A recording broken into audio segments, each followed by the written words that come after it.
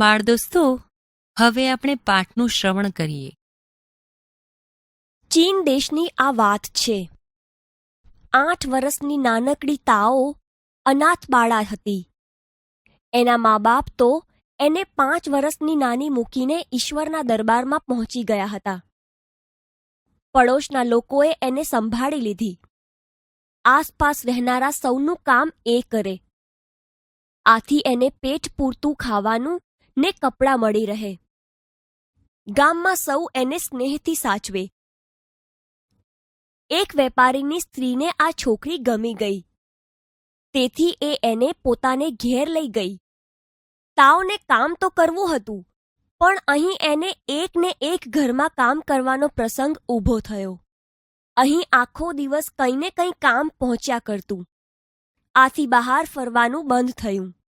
પરિણામે બહારના મિત્રો સાથે રમવાની, કૂદવાની, ફરવાની મજા જતી રહી. અહીં પણ એણે સૌના દિલ જીતી લીધા. એને કદી કોઈ કામ બતાવવું ન પડે. વળી એકે એક કામ ભારે ચીવટથી કરી આપે. વાસણ માંજીને અરીસા જેવા બનાવી દે. ફળિયું ઓસરીને ઓરડા વાળીને ચોખ્ખા ચણક કરી દે. અનાજ સફાઈમાં કશી ફરિયાદ ન આવે. તાવ એવી બૂમ પડતા જ જી કહેતી એ હાજર થાય. એકવાર ઘરની બહારનો રસ્તો સાફ કરતા એને એક કાટવાળો સિક્કો જડી આવ્યો. એણે હાથમાં લઈને એને નિહાળ્યો ને ખુશી અનુભવી. થોડી વાર એને ઘસી જોયો, પણ ઉપરની ચોખ્ખી છાપ દેખાઈ નહીં. એણે એ સિક્કો એના બૂટમાં મૂકી દીધો. જ્યારે સમય મળે ત્યારે સિક્કાને ઘસ્યા કરે. આમ તો એ ઉજળો બની ગયો, પણ અંદરનો કાટ કેમે કરીને જાય નહીં. છતાં એને એ સિક્કા માટે મમતા બંધાઈ ગઈ. એણે એને કાળજીથી સાચવી રાખ્યો. તાઓએ એકવાર ઘરના નોકરોને વાતો કરતા સાંભળ્યા. આપણા શહેરમાં બૌદ્ધ ભિક્ષુઓ આવ્યા છે. ભગવાન બુદ્ધની ભવ્ય મૂર્તિ તૈયાર કરવા માટે દરેક ઘરમાંથી કિંમતી વસ્તુઓનું દાન મેળવે છે. આપણે ત્યાં પણ તેઓ એક દિવસ જરૂર આવશે. આપણે પણ શક્તિ પ્રમાણે કંઈ ભેટ આપીશું. તાઓને વિચાર આવ્યો, હું શું ભેટ આપીશ? મારી પાસે તો કંઈ નથી. સાચે જ બીજે દિવસે એક બૌદ્ધ ભિક્ષુ એ વેપારીને ત્યાં આવ્યા. દીવાનખાનામાં આવીને સૌએ એમને વંદન કર્યા. ભગવાનની પ્રતિમાને વાત એમણે રજૂ કરી. ખૂણામાં બેઠેલી નાની તાઓએ પણ સૌ સાથે એમની વાત સાંભળી. પછી અંદર જઈને બધા પોતાની ભેટ લઈ આવ્યા. ભિક્ષુની જોડીમાં ભાતના રત્નજડિત દાગીના હતા. એમાં શેઠાણીના સોનાના અને નોકરોના રૂપાના ઘરેણાંનો ઢગલો થવા માંડ્યો. આ શુભ કાર્યમાં કંઈ ને કંઈ આપ્યાનો સૌએ સંતોષ અનુભવ્યો.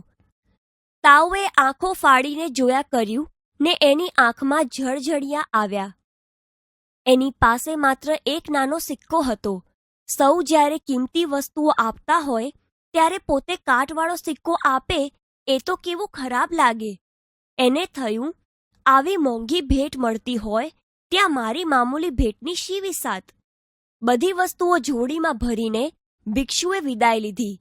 પેલા ભિક્ષુની પાછળ દોડીને તાઓએ એમને ઊભા રાખ્યા ને કહ્યું, મહારાજ, મારી પાસે એક સિક્કો છે. એ ભગવાન બુદ્ધની મૂર્તિ માટે ધરું છું. ભિક્ષુએ સિક્કો હાથમાં લઈને કહ્યું, તને આ સિક્કો ક્યાંથી મળ્યો? મને રસ્તા પરથી જડ્યો છે. મેં ઘસીને એને ઉજળો કર્યો છે. આ સિક્કો મને બહુ જ ગમે છે. મેં એને જીવની જેમ સાચવ્યો છે. પણ આવો ગંદો કાટવાળો સિક્કો પવિત્ર મૂર્તિ માટે ઉપયોગમાં ન આવી શકે. એમ કહીને એમણે એ સિક્કો પાછો આપ્યો ને એ ચાલતા થયા. પોતાની ભેટનો અસ્વીકાર થવાથી એને ખૂબ જ દુઃખ થયું અને એ રડી પડી. એને થયું, ભગવાન બુદ્ધની મૂર્તિ માટે આપવાને મારી પાસે કશી મૂલ્યવાન વસ્તુ નથી. હું કેવી કમભાગી છું. એ નિરુપાય બની રહી. અંતે પેલો સિક્કો એણે બૂટમાં મૂકી દીધો. ખૂણે ખૂણેથી ભાતની ભેટ લઈને સૌ ભિક્ષુઓ મઠમાં આવી ગયા. ધર્મગુરુએ આ બધા ઘરેણાં મોટી ભઠ્ઠીમાં નાખીને ઓગાળ્યા. તૈયાર થયેલા પ્રવાહી રસને એક મોટા બીબામાં ઢાળીને બુદ્ધની મૂર્તિ તૈયાર કરવામાં આવી. પણ મૂર્તિ જોતા જ સૌ આશ્ચર્યચકિત બની ગયા. અરે, આ શું? આ મૂર્તિના મુખ પર નાખુશીના ભાવ કેમ છે? આ ધાતુમાં, બીબામાં કે ધાતુનો રસ તૈયાર કરવામાં કંઈ ખામી રહી ગઈ લાગે છે. સૌ ચિંતાતુર બની ગયા. મઠના વડાએ પોતાના સર્વ શિષ્યોને એકત્ર કર્યા ને પૂછ્યું, સૌએ તમને ભેટ તો રાજી ખુશીથી આપી છે ને? કોઈને ફરજ પાડવામાં આવી નથી ને?